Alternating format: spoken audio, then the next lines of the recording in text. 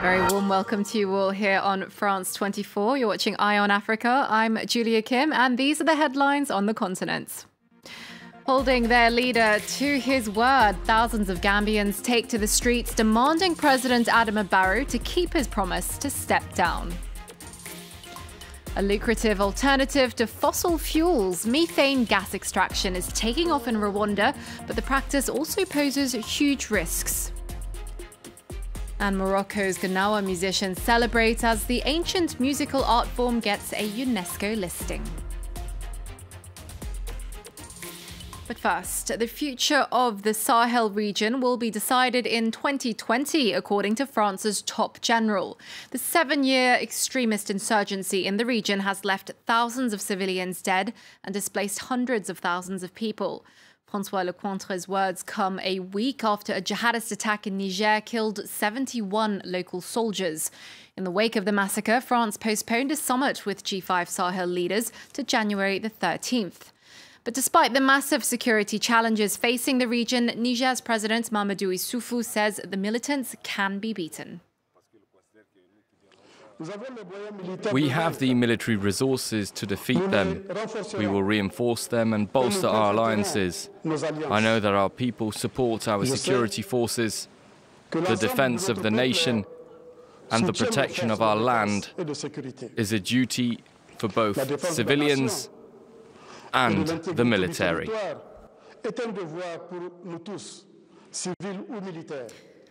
Thousands of Gambians have taken to the streets to urge their leader to keep his promise to step down.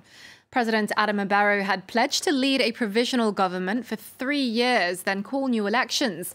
Now, to the anger of many, he says he'll stay on until 2021. Barrow's election in 2016 offered Gambians hope after 20 years of oppression under Yahya Jammeh. But this broken promise has sparked fears of a return to autocracy. Maud Julien reports. With Bob Marley music blasting in the background, thousands of Gambians chanted, "3 years is enough." 3 years is how long President Adama Barrow had vowed to stay in power, and they accuse him of breaking his promise. Now the president is making a U-turn that Gambian constitution said 5 years. That 5 years he's going to stick to. This is why we are here today, to remind him that yesterday he sold 3 years agreement to Gambian people, and this is the agreement that was voted by electors. This is the agreement that we are following because the constitution has supported it. 3 years is the limit. Now he wants to push for more. 5 years. Not everybody agrees with that. The anger was sparked by Adama Barrow's recent declarations. He told local media he would go to the elections in 2021 and that he would hand over power with dignity to whoever wins. He has not ruled out standing again himself. The Gambian president was sworn in 2017. He was backed by an opposition coalition whose founding charter stated that Barrow would lead a provisional government for 3 years and then organize elections in which he would not stand. At the time, the coalition's goal was to defeat former President Yahya Jammeh, who stayed in office for 22 years. Now, Adama Barrow's critics worry he too may be trying to cling to power. Well, there are similar scenes in Algeria where thousands have rallied in the capital Algiers against their newly elected president, Abdelmadjid Tebboune. They've refused his offer of dialogue and are vowing to stop him from taking up residence in the presidential palace.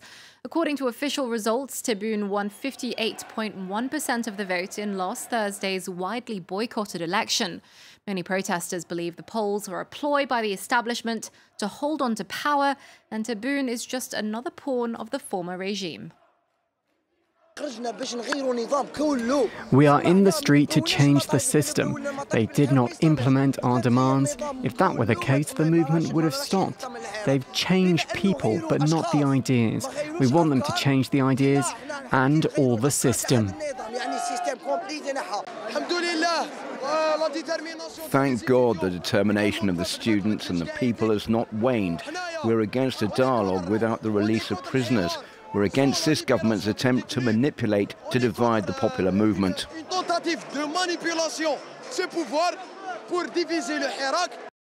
Over $5 billion. That's how much stolen money Angola has recovered during a 2-year crackdown on corruption.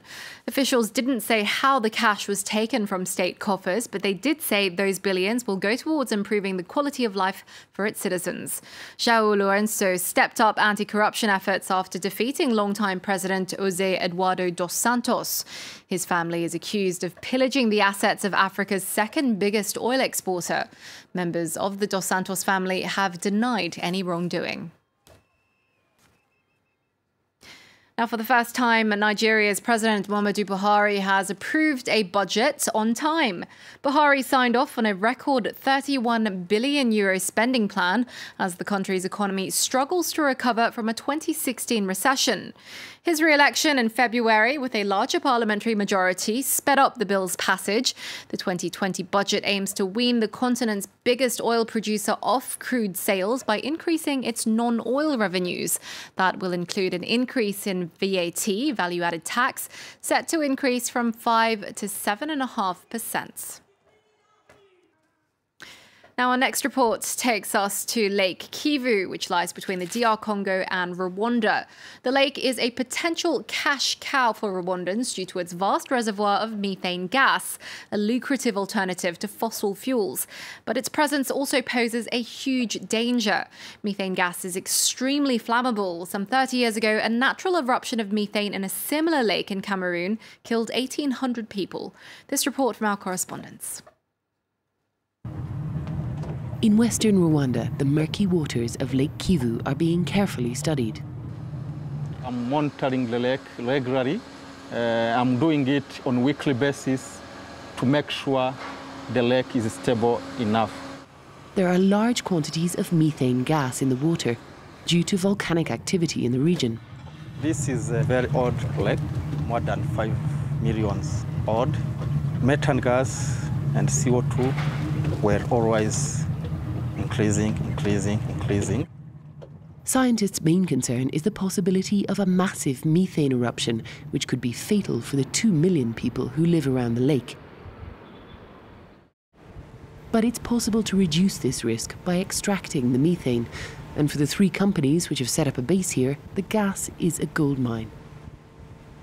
The platform that you see here is where we receive the gas and do the gas processing so that we send it to the onshore power plant. On the platform, there are strict security measures. The gas is extremely flammable.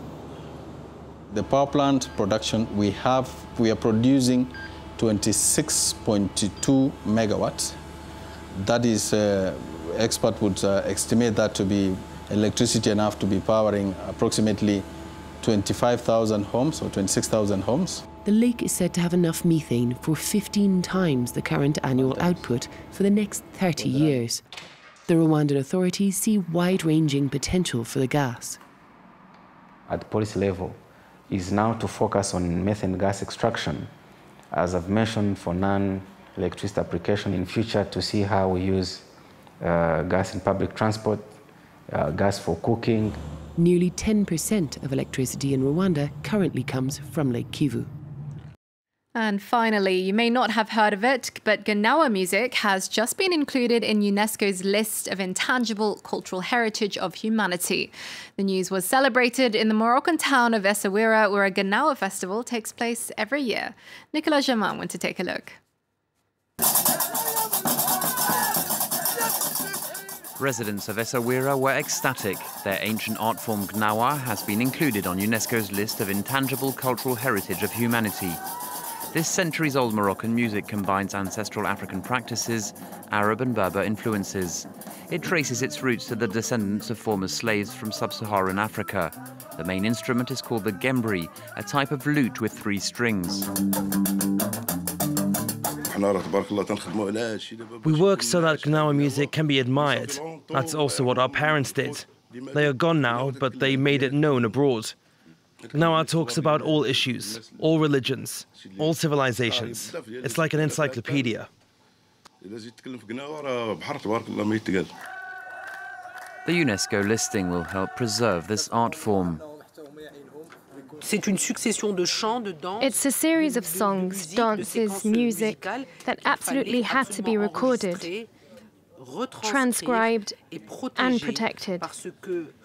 Because over the years, we have unfortunately lost great musicians who had so much knowledge, who knew all about its oral tradition. When they died, we lost a lot of this tradition and heritage. In Essaouira, a music festival is held every year. It has done a lot for the promotion of gnawa, which for years was only practiced by specific brotherhoods. And that's it from us. There's more news coming up. Stay tuned to France 24.